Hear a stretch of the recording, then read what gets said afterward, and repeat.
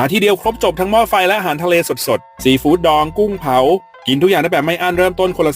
299ที่ร้านคุณนายทะเลดองสาขากาญจนาภิเษกเขาปรับเมนูใหม่ใช้ไลท์กว่าเดิมมีหลายแพ็กเกจให้เลือกเรามาจัดแบบ899เน็ตสั่งได้ทุกอย่างกุ้งดองปูไข่ดองปูม้าดองกุ้งเผาผ่ากลางซาชิมิรวมของสดฉ่ำว้าวมากรวมเครื่องดื่มแบบไม่อั้นสั่งอาหารได้ภายใน2ชั่วโมงนั่งกินได้ยาวๆแบบไม่จำกัดเวลาเมนูเยอะมากจริงๆสั่งได้ทุกอย่างหม้อไฟ4ช่องเลือกได้4น้ำซุปซาชิมิสดจริงดีจริงกุ้งอันนี้คือดีมากปูไข่นึ่งนมสดคัดมาแต่ไข่เน้นๆแซลมอนซาชิมิแซลมอนแซ่บกุ้งแม่น้ำผ่ากลางเผามันเยิ้มๆบอกเลยว่าคุ้มจริงอะไรจริงชอบตรงที่นั่งกินได้ยาวๆแบบไม่ต้องรีบร้อนยกให้เป็นตัวจบอร่อยครบจบในที่เดียวทั้งซีฟู้ดและหม้อไฟสำหรับแพ็ค699และ899มากินคนเดียวก็ได้ใครดูแล้วอยากลองรีบกดเซฟกดแชร์ให้เพื่อนเราตามมาจัดกันได้ที่ร้านคุณนายทะเลดองบุฟเฟ่ทะเลดองแอนชาบูสาขากาญจนาภิเษก